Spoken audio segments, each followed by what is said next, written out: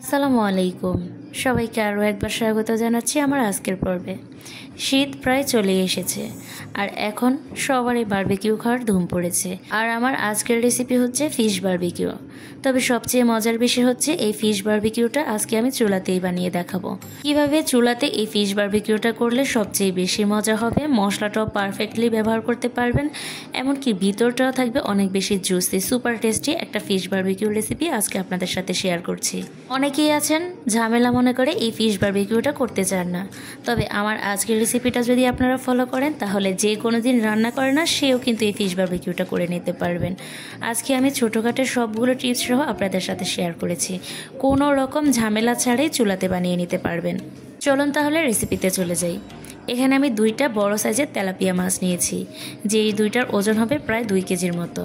আর আমি এটাকে কেটে ভালো করে ধুয়ে পরিষ্কার করে নিয়েছি। খুব ভালোভাবে মাছটাকে চিড়ে নিয়েছি যাতে করে ভিতরে মশলাটা পারফেক্টলি ঢুকতে পারে। এখন আমি হাফ কাপ পরিমাণে ভিনেগার দুটো মাছের এপিটোপিটে খুব ভালোভাবে দিয়ে দিচ্ছি। আপনারা চাইলে এ পর্যায়ে লবণ আর লেবুর রসটা খুব ভালোভাবে মিশিয়ে নিতে পারেন, কারণ মাছে যে একটা আষ্ট গন্ধ থাকে অনেকেই সেটা পছন্দ করে না। আর এই প্রসেসিংয়ে যদি আপনি ভিনেগার অথবা লেবুর রস দিয়ে যদি ভালোভাবে পরিষ্কার করে নেন তাহলে কিন্তু মাছের কোনো রকম গন্ধ থাকবে না। মাছের সাথে ভিনেগারটা ভালোভাবে মিশিয়ে এরপরে আমি 10 মিনিটের মতো রেস্টে রেখে দিয়েছিলাম। তারপরে আমি ভালোভাবে ধুয়ে একটা শুকনো কাপড় দিয়ে একদম ভালোভাবে মুছে নিতে হবে পানিটা, মাছের গায়ে যেন কোনো রকম পানি না থাকে। এখন আমি বারবিকিউর জন্য মশলাটা বানিয়ে নিব। সেজন্য এখানে 2 চা চামচ নিয়েছি আদা বাটা আর 1.5 চা চামচ নিয়েছি রসুন বাটা। আদা বাটা থেকে রসুন বাটাটা একটু কমিয়ে নিতে হবে। এখন আমি 1 টেবিল চামচ পরিমাণে দিচ্ছি ভাজা জিরা গুঁড়ো, 1 টেবিল চামচ পরিমাণে দিচ্ছি ধনিয়ার গুঁড়ো আর 1 টেবিল চামচ পরিমাণে দিয়ে দিব লাল মরিচের গুঁড়ো। ঝালটা আপনাদের পছন্দ অনুযায়ী কমিয়ে অথবা বাড়িয়ে ব্যবহার করতে পারেন। এরপরে আমি এখানে দিয়ে দিব 2 টেবিল চামচ পরিমাণে বারবিকিউ মশলা।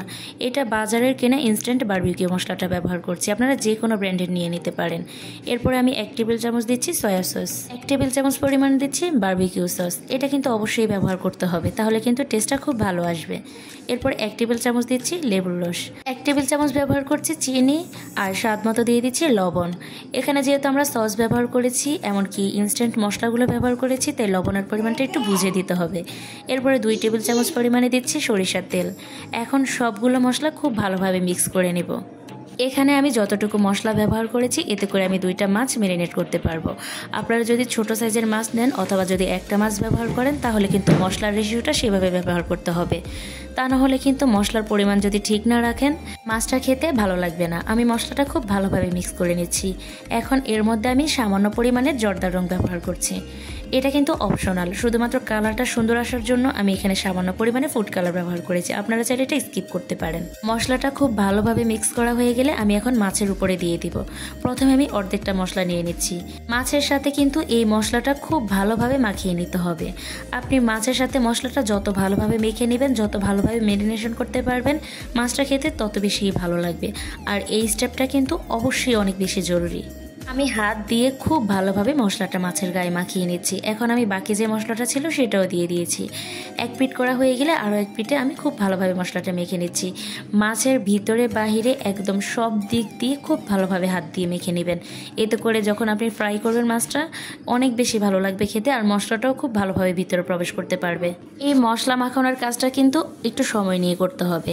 আমি প্রায় 7 থেকে 8 মিনিটের মতো খুব ভালোভাবে মশলাটা মেখে নিয়েছি। আমি আবারও বলে দিচ্ছি, ভিতরে বাহিরে সব দিকে মশলাটা খুব ভালোভাবে মেখে নেবেন। এতে করে ভিতরে মশলাটা খুব ভালোভাবে প্রবেশ করবে আর আপনি যখন মাছটা খাবেন তখন খুবই মজা লাগবে।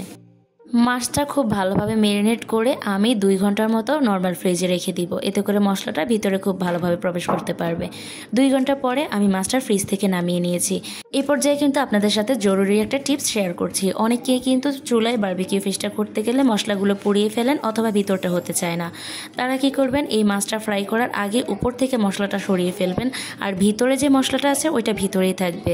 এই মশলাগুলো ভিতরে ঢুকিয়ে দেওয়ার চেষ্টা করবেন, কারণ উপর থেকে যদি মশলাটা থেকে যায় আর আপনি যখন এটা তেলে ভেজে নেবেন তখন কিন্তু মশলাটা পুড়ে যাবে আর মাছটা ভিতর থেকে হবে না, উপর দিকে কালচে হয়ে যাবে। তাই আপনারা মাছের গায়ের উপরের মশলাটা সরিয়ে ফেলবেন আর বাকি মশলাটা মাছের ভিতরে ঢুকিয়ে দেওয়ার চেষ্টা করবেন, এতে করে ভেজে নিতে খুবই ভালো হবে। তাই আমি একটা প্যান বসিয়ে দিয়েছি আর এর মধ্যে পরিমাণ মতো সয়াবিন তেল দিয়ে দিয়েছি। এরপরে তেলটা যখন খুব ভালোভাবে গরম হয়ে যাবে তখন আমি এর মধ্যে মাছটা দিয়ে দিচ্ছি। আপনারা চাইলে মাছটা ভেজে নেওয়ার জন্য এখানে সরিষার তেলটাও ব্যবহার করতে পারেন। এরপরে খুবই আলতো হাতে আমি মাছটাকে উল্টে দিচ্ছি। আমি প্রায় 4 মিনিট পরে এই মাছটাকে উল্টে দিয়েছি। আর চুলার আঁচটা কিন্তু মিডিয়াম আর লোয়ের মাঝামাঝিতে রাখবেন, যাতে করে ভিতর দিকেও মাছটা খুব ভালোভাবে কুক হয়। এখন বাকি যে মশলাটা ছিল সেটা আমি ব্রাশের সাহায্যে এটার উপর দিয়ে দিব। এতে করে ভিতরে মশলাটা খুব ভালোভাবে প্রবেশ করবে। আপনারা কিন্তু অবশ্যই খেয়াল রাখবেন চুলার আঁচটা যেন মিডিয়াম আর লোয়ের মাঝামাঝিতে থাকে, তা না হলে কিন্তু মশলাটা উপর থেকে পুড়ে যাবে আর মাছটা কিন্তু ভিতরে খুব ভালোভাবে রান্না হবে না। এরপর 5 থেকে 6 মিনিট পরে আমি মাছটাকে আবারও উল্টে দিচ্ছি। এই কাজটা কিন্তু একটু আলতো হাতে করবেন আর 2 চামচের সাহায্যে করার চেষ্টা করবেন, এতে করে মাছটা কিন্তু ভেঙে যাবে না। আপনারা দেখেই হয়তো বুঝতে পেরেছেন আমার মাছটা কিন্তু একেবারেই ভেঙে যায়নি। এখন আমি আবারও এই পিঠটাতে মশলাটা দিয়ে দিব। এরকমভাবে আমি 2 বার উল্টে পাল্টে মাছটাকে ভেজে নিয়েছি। আর চুলার আঁচটা একেবারে মিডিয়াম আর লোয়ের মাঝামাঝিতে রেখে আমি প্রায় 20 থেকে 22 মিনিটের মতো এই মাছটাকে ভেজে নিয়েছি। আমার মাছটা প্রায় হয়ে এসেছে আর কালারটা দেখেই হয়তো বুঝতে পেরেছেন মাশাআল্লাহ কতটা সুন্দর এসেছে আর কতটা পারফেক্টভাবে বানিয়ে নিতে পেরেছি। ঠিক একই রকমভাবে আমি 2টো মাছে ভেজে নিয়েছি। আপনারা যদি মাছ ছোট অথবা বড় নিয়ে থাকেন তাহলে সময়টা একটু কম অথবা বেশি হতে পারে, তবে মাছটা যেভাবে আমি ভেজেছি আপনারাও চেষ্টা করবেন ঠিক একই রকমভাবে ভেজে নিতে, তাহলে এরকম পারফেক্টভাবে হবে। এখন আমি মাছটাকে আপনাদেরকে ছিঁড়ে দেখাচ্ছি। কতটা জুসি হয়েছে দেখেই বুঝতে পেরেছেন। আমি তো আপনাদেরকে হয়তো খাওয়াতে পারবো না, তবে বিশ্বাস করুন মাছটা এত বেশি নরম ছিল ভিতর থেকে আর উপর থেকে মশলাটাও পারফেক্টভাবে হয়েছে। মানে সব কিছুর কম্বিনেশন মিলিয়ে খুবই পারফেক্টলিভাবে বারবিকিউ ফিশটা বানিয়ে নিতে পেরেছি। তাই আপনারা যারা এই বারবিকিউ ফিশটা বাসায় বানাতে পারেন অবশ্যই রেসিপিটা ফলো করে সবগুলো টিপস ফলো করে এভাবে বানিয়ে নেওয়ার চেষ্টা করবেন। ইনশাল্লাহ নিরাশ হবে না, খুবই পারফেক্টলি বানিয়ে নিতে পারবেন। এই শীতে ফিশ বারবিকিউটা এইভাবে একবার হলেও বানিয়ে দেখবেন। বাসার ছোট বড় সবাই অনেক বেশি পছন্দ করবে, কারণ এটা খেতে দারুণ মজা। আজকে আমি চেষ্টা করেছি খুবই সহজ রেসিপিতে সবগুলো টিপস সহ এই বারবিকিউ ফিশের রেসিপিটা আপনাদের সাথে শেয়ার করতে। আশা করছি আপনাদের ভালো লেগেছে। যদি আপনাদের কাছে ভালো লেগে থাকে তাহলে অবশ্যই একটা লাইক কমেন্ট শেয়ার করে দিবেন। আর প্লিজ আমার চ্যানেলটা সাবস্ক্রাইব করে সাথেই থাকবেন। যারা ফেসবুক থেকে দেখছেন অবশ্যই পেজে ফলো দিয়ে রাখবেন এরকম সহজ আর মজার মজার রেসিপিগুলো পাওয়ার জন্য। আজকের মতো এখানেই বিদায় নিচ্ছি। সবাই খুব বেশি ভালো থাকবেন আর আমার জন্য দোয়া করবেন। আল্লাহ হাফেজ, আসসালামু আলাইকুম।